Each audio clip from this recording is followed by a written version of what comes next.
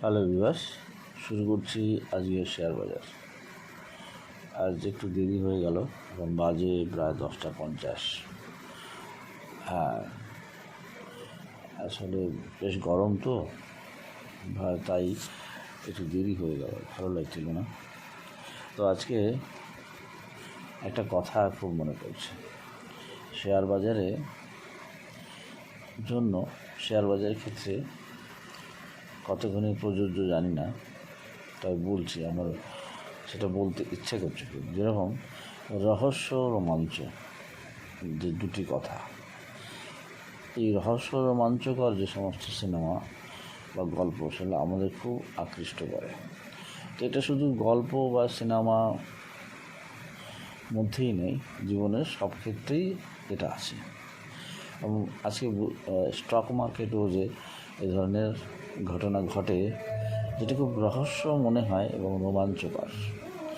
আর যেটা রহস্যজনক, সেটা খুব রোমাঞ্চকরও হয়। তো আজকে সেরকমই একটা উপলব্ধি হলো। যে আমি ইন্টারডে ট্রেডিং করছিলাম আইডিয়া নিয়ে। এরা বেশ কিছুদিন ধরেই করছি, ভালোও লাগছে এবং করতেও পারছি বেশ ভালো। তো আজকে হঠাৎ কালকে যেখানে আইডিয়া বন্ধ হয়েছিল, তাতে খুব এখান থেকে উপর দিকে উঠে যাওয়ার একটা সম্ভাবনা তৈরি হয়েছিল, কিন্তু হঠাৎ খুলেই দেখলাম পড়তে শুরু করলো। তো পড়তে 12 টাকা 20 পয়সা চলে এলো। তো প্রথমে 12 টাকা 20 পয়সা এলো, আমার তো কেনা হয়নি। তো আমি অনেকটা নিচে, একদম আগের লোতে চলে যায়। তো হঠাৎ আমি দেখলাম যে এখান থেকে যখন উপরে যেতে শুরু করলো, আমি উপর থেকে বেচতে শুরু করলাম। বেচতে একেবারে 12 টাকা 60 পয়সা চলে গেল। আমিও বেচলাম, বেশি বেচছি। বেচার পরে আমার দেখছি 12 টাকা 60 পয়সা এখান থেকে 65 পয়সা দিতে পারে। তা 60 পয়সা গেল, তা আমি 55 পয়সা বেচলাম। ওখান থেকে আবার নিচে চলে এলো 12 টাকা 30 পয়সা, আমি কভার করলাম। কভার করলে 12 টাকা 10 পয়সা 15 পয়সা থেকে আবার আমি বাইক কিনতে শুরু করলাম। হঠাৎ কী হলো, এবার কিনতে 13 টাকা 5 পয়সা যে উপরে উঠে গেল, 13 টাকা 5 পয়সা। আমি 13 টাকা পর্যন্ত আবার বেচলাম। তাহলে আজকে আমার মোটা টোটাল 250টার মতো কেনা বেচা হয়েছে। লাস্টে কিছু বেঁচে রাখলাম। তো যাই হোক, তো এর মধ্যে রোমাঞ্চকর কী, রহস্য কোনটা বা থ্রিলিং কী? থ্রিলিংটা হচ্ছে যেটা অ্যাবনর্মাল লোতে চলে এসেছে, এবং এইসব জায়গায় আমরা সাধারণত ভয় পেয়ে যাই। যারা ট্রেডার বা যারা ট্রেড করতে আসে, তাদের মধ্যে একটা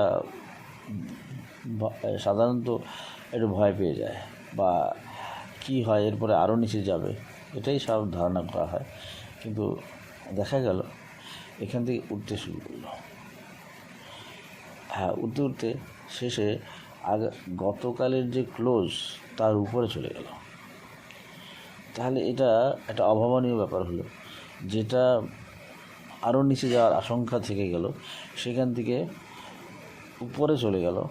এবং প্রত্যেকটা এইখানে যখন সাকসেসফুলি ট্রেড করা যায়, সেটাই হচ্ছে তখন আনন্দ এবং থ্রিল হয়। এটা থ্রিলই পাওয়া যায়, আসলে এটা থ্রিলারের কাজ করে, অর্থাৎ বেশ রোমাঞ্চকর হয় ওঠে। সেজন্য যে আজকের এই ট্রেডটা আমার কাছে খুব রোমাঞ্চকর মনে হয়েছিল, তাই এটা শেয়ার করতে খুব ইচ্ছা, সবাইকে শেয়ার করার খুব মন চাইছিল যে শেয়ার করা উচিত, তাই শেয়ার না করে পারলাম না, সেজন্য ঘটনাটা বললাম। তো এরপরে আসছি আজকের ব্যাংক নিফটি নিয়ে। ব্যাংক নিফটিতে যা দেখছি, আজকে খুলেছে উপরে, বন্ধ হয়েছে উপরে, কিন্তু ক্লোজ করেছে নিচে, অর্থাৎ 48,145 থেকে 47,924 বন্ধ হয়েছে, অর্থাৎ নিচে বন্ধ হয়েছে। এখন এই নিচে বন্ধ হওয়ার অর্থ এখানে একটু ব্ল্যাক ক্যান্ডেল হয়েছে, এবং এই ব্ল্যাক ক্যান্ডেলের অর্থ একটু বিয়ারিশ মুভমেন্ট। এখন এখান থেকে আরও উপরে যাওয়ার একটা প্রবণতা কি হবে? হ্যাঁ, তাহলে বলতে হয় যে আগামী দিন হচ্ছে এই ওঠাটা একটু, হ্যাঁ, এখান থেকে একটু নিচের দিকে আসতে পারে, এরকমই সম্ভাবনা। তবে হ্যাঁ, এবং কালকের থেকে আবার একটু নিচে আসার সম্ভাবনা তৈরি হতে পারে, হবে। এবং এটা কোন পর্যন্ত আসতে পারে? হয়তো আবার এই পর্যন্ত আসতে পারে, লো বেসিসে একটা সম্ভাবনা আছে। হ্যাঁ, এটা এই পর্যন্ত আসতে পারে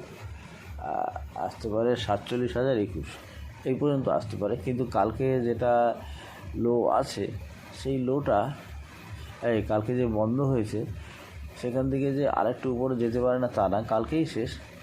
এই কালকের থেকে একটু নিচের দিকে আসার সম্ভাবনা, এবং হাই বেসিসে এটা উপরে যেতে পারে। হ্যাঁ, হাই বেসিস আমি যাওয়ার সম্ভাবনাটা কম, তবুও আমি বলছি এটা যেহেতু ব্যাংক নিফটি একটু হ্যাঁ একটু ওরকম হতে পারে, সেজন্য উপরের জায়গাটা একটা লাস্ট আমি দেখছি সেই পর্যন্ত হতে পারে। সেটা কোন পর্যন্ত? প্রথম হচ্ছে 48,154, 48,154 একটা হতে পারে। হ্যাঁ, এটা হাইটা হওয়ার সম্ভাবনা কালকেও হতে পারে। আজকে গেছে কত? 48,146, কালকে 154 হতে পারে। এবং আরও যারা ট্রেড করবেন অপশানে তাদের জন্য আরেকটু ধরা যেতে পারে। সেটা কোন পর্যন্ত? সেটা হচ্ছে লো বেসিসে 48,568। এখন এরকম চাইলে কী হবে? 48,154 থেকে 48,568 এই পর্যন্ত ধরা যেতে পারে। তবে 48,154 যাওয়ার সম্ভাবনা, এর চেয়ে উপরে নাও যেতে পারে, কিন্তু তবুও ধরে হতে পারে। হওয়ার সম্ভাবনা যে হবে না তা না, একটা অনেকটা বড় হঠাৎ হাই করে দিতে পারে। সেই জন্য সেটা কোন পর্যন্ত যেতে পারে? 48,568। মনে রাখতে হবে এই সমস্ত যারা ইন্ডেক্সগুলো, যারা এফএনও আছে, কাজ হয়, এবং বিশেষ করে ব্যাংক ইন্ডেক্সে এফএনওতে প্রচুর কাজ হয়, এফএনও আছে। সেজন্য এই স্টকগুলো, এই ধরনের ইন্ডেক্সগুলো হঠাৎ উপরে হাই লো বেসিসে চলে যেতেও পারে। সেজন্য যারা এফএনও করবে তাদের জন্য এইটুকু সতর্কতা থাকতে হবে, এবং এইটুকু ভাবনা রাখতে হবে যে এরকম উপরে গেলেও যেতে পারে। তবে ধরে নিই প্রধানত 48,154 হচ্ছে যাওয়ার সম্ভাবনা বেশি থাকবে, আর ম্যাক্সিমাম 568। হ্যাঁ, যদি চলে যায় তাহলে একটা সুযোগ নেওয়া যাবে, যারা এফএনও করে তাদের জন্য একটা সুযোগ হবে। তবে 154টাই ধরে রাখতে হবে, এবং এখান থেকে আবার একটু নিচে আসার সম্ভাবনা থাকবে। হ্যাঁ, নিচে আসার সম্ভাবনা কোন পর্যন্ত সেটা আগেই বলেছি। সেটা হবে হাই বেসিসে 46,788 এই পর্যন্ত আসতে পারে। এই হচ্ছে ব্যাংক নিফটি। নিফটি এখন যেতে পারে, আজকে গেছে হাই 22,375, এখানে যেতে পারে 22,375 গেছে, আরও একটু উপরে যেতে পারে। সেটা কোন পর্যন্ত? 22,440, আর এই হাইটটাও যেতে পারে, এবং সেটা আগামীকালও আর বুঝতে পারে। আগামীকাল এটা হতে পারে, এবং তারপরে পরের দিন একদিনের জন্যই হতে পারে। এটা আশা করা যায় 22,440 যাবে, সেখান থেকে আবার একটু নিচের দিকে আসবে। আগামীকাল সেটা হতে পারে, এবং পরের দিন থেকে আবার নিচের দিকে আসবে। তাহলে আগামীকাল কী হতে পারে? 22,440 পর্যন্ত হতে পারে নিফটি। তো হলো নিফটি। আজকে যেটা দেখছিলাম, দেখতে নেসলে অনেক নিচে চলে এসছে। নিচে মানে হয়তো স্প্লিট হয়েছে বা বোনাস দিয়েছে, বোনাস এবং স্প্লিট দুটো করেছে, তাতে নেসলে অনেক নিচে চলে এসছে। আজকে নেসলের রেট হচ্ছে 2458 ক্লোজ হয়েছে। আমার মনে হয় এটা খুব ভালো একটা বাইং হবে, এখান থেকে কন্টিনিউ বাইং করতে হবে। এটা একটা অ্যাকুমুলেশন করার জায়গা। নেসলে কিন্তু এরপরে নিচে আসার সম্ভাবনা আর নেই, এটা বলা যেতে পারে।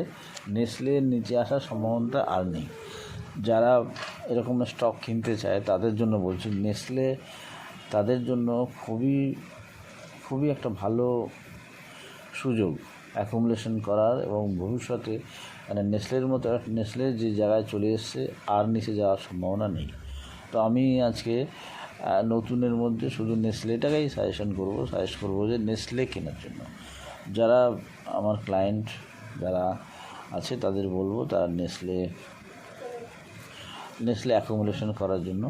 নেসলে একটা স্টক যেটা পোর্টফোলিওতে থাকা উচিত, কেন অনেক দাম থাকে, অনেক দাম, অথচ সেখান থেকে যেখানে এসছে এখান থেকে আর নিচে যাওয়ার সম্ভাবনা নেই, এটুকু বলা যেতে পারে। তো নেসলেতে একটা খুব গুড ইনভেস্টমেন্ট করা যেতে পারে, তাতে সেটা খুব আগামী দিনের জন্য একটা ভালো স্টক একটা পোর্টফোলিওতে থাকা উচিত। তো আজকে মোটামুটি এখানেই শেষ করছি। Thank you viewers.